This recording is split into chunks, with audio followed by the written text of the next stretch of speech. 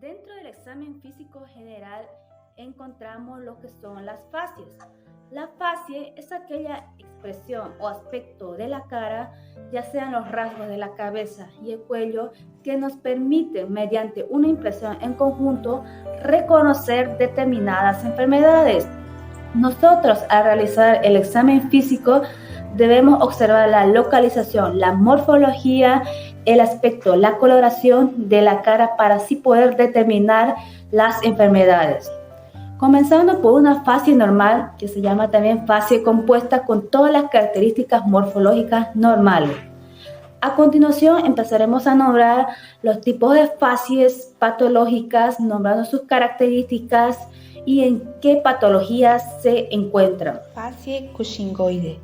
Las características que presenta son cara redondeada o cara de luna llena, rubicundez de pómulos, acné, hirsutismo y vista de frente. No se observan las orejas. Se presenta en el síndrome de Cushing. Fascia acromegálica. Sus características son crecimiento de los huesos faciales, una nariz gruesa y agullada, arcos superciliares prominentes. Observamos también macroglosia, prognatismo. Podemos observar también unos labios turgentes y grandes que en general dan un aspecto de tosquedad. Se presentan en la acromegalia. Fascia hipocrática. Sus características son una piel pálida y terrosa, una frente perlada de sudor, ojos hundidos, nariz afinada, pómulos hundidos. Se presenta en una fase final de peritonitis, en un cáncer terminal, en un shock profundo o en enfermedades acompañadas de intensa deshidratación. Fascia mongólica. Presenta cara redondeada, una inserción baja de orejas, nariz sencilla de montar, ojos un poco estrábicos con pliegues epicánticos, boca entreabierta con una lengua grande, y se presenta en pacientes con síndrome de Down.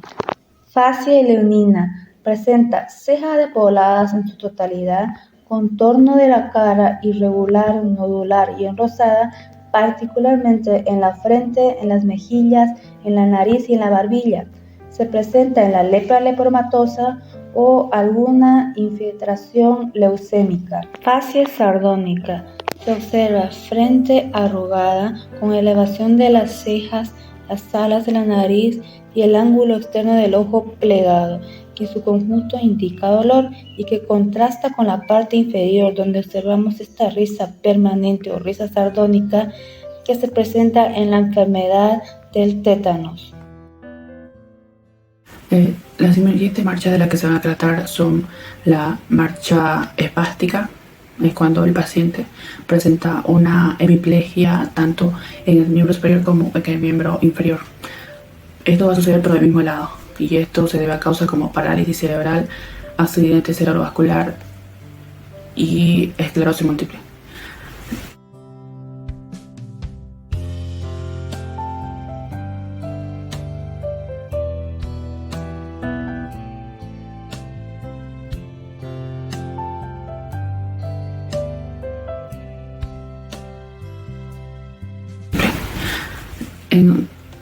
En caso de la marcha de Pato, se produce por una luxación congénita bilateral de la cadera, balanceo homolateral exagerado del tronco, por deslizamiento de la articulación de la cadera o también debido a falta de sostén óseo.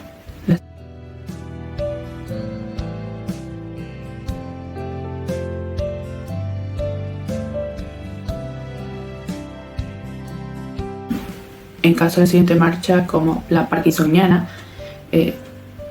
esta se observa en pacientes que tienen Parkinson. Los pacientes que tienen Parkinson entonces mueven rápidamente sus pies, sus miembros inferiores, al caminar sobre ningún tipo de balanceo.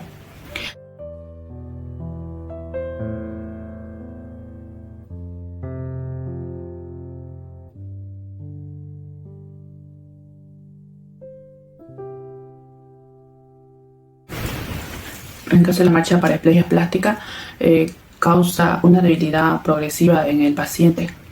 Y además con espasmos musculares, a esto se refiere a que va a tener espasmos en las piernas, y estas personas que tienen paraplegia espástica van a tener calambres, ¿no?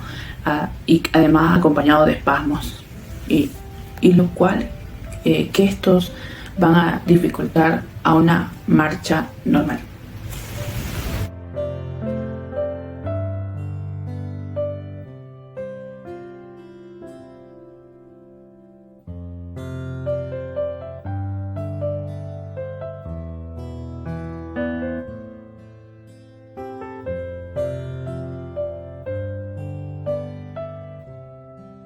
La siguiente marcha es este impact. El paciente presenta una parexia en los músculos peroneos del pie, lo que hace que el paciente primero apoye la punta del pie y luego el talón sobre el suelo.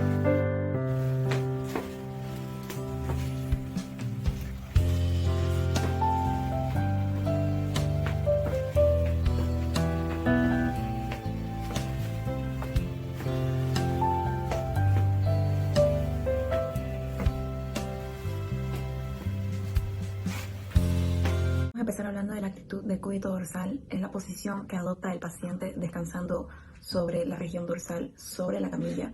Esta posición es adoptada por los pacientes que sufren de adinamia, astenia o la posición en decúbito ventral o prono.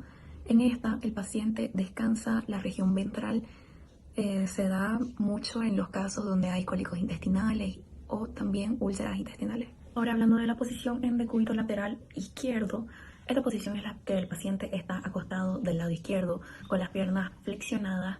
Esta posición la adopta el paciente cuando tiene hernia de hiato o también en derrames pleurales. Ahora, hablando de la posición en decúbito lateral del lado derecho, en esta posición el paciente está acostado de su lado derecho con las piernas flexionadas también.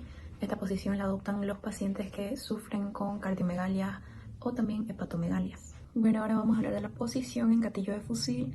En esta posición el paciente se encuentra en decúbito lateral con los miembros inferiores flexionados, la columna está en extensión, el cuello está rígido y la cabeza en hiperextensión. Los miembros superiores están flexionados y se apoyan en el pecho. Esta posición la adoptan los pacientes que presentan meningitis. Hablando de la posición en opistótono, en esta posición el paciente se encuentra en forma de arco con concavidad posterior, se apoya en la nuca o región occipital y en los talones. Esta posición es producto de la meningitis, así como también puede indicar presencia de tumor o parálisis cerebral, intoxicación, convulsiones, tétanos u otros. Se presenta con mayor frecuencia en bebés y niños. Ahora vamos a hablar de la plegaria mahometana o actitud genupectoral. En esta posición el paciente se encuentra de rodillas, inclinando el tórax, la cabeza y los miembros superiores hacia adelante, apoyándose por los codos, la cabeza descansa sobre la frente. En esta posición la presentan los pacientes con derrame pericárdico, con taponamiento cardíaco, porque así atenúan la disnea. Posición Trendelenburg. En esta posición encontramos al paciente en decúbito supino con elevación de los pies superior a la cabeza. Se encuentra en casos de hipertensión, la mitad inferior de la cama se encuentra elevada. Esta posición la encontramos en casos de hipertensión y shock. Posición Fowler. En esta posición podemos ver al paciente sentado con ligera elevación de la cabecera, los miembros superiores por encima del abdomen y una ligera flexión de los miembros inferiores. Se encuentra en decúbito dorsal formando un ángulo de 45 grados. Esta posición se utiliza en patologías respiratorias como la enfermedad pulmonar obstructiva crónica, EPOC, enfisema, asma, bronquitis crónica o personas con problemas cardíacos. Posición Semi-Fowler. En esta posición podemos ver al paciente semisentado con elevación de cabeza y hombros. También presenta semiflexión en las rodillas y los brazos sobrepuestos en la región abdominal. La cama va a estar inclinada entre un ángulo de 30 a 45 grados. Posición optorneica. En esta posición observamos al paciente sentado con el tronco inclinado hacia adelante y los miembros superiores sobre la mesa, como abrazando una almohada. Esta posición facilita la respiración porque ayuda a que se produzca una mayor expansión torácica. Se presenta en causas como insuficiencia cardíaca, derrame pericárdico o asma bronquial.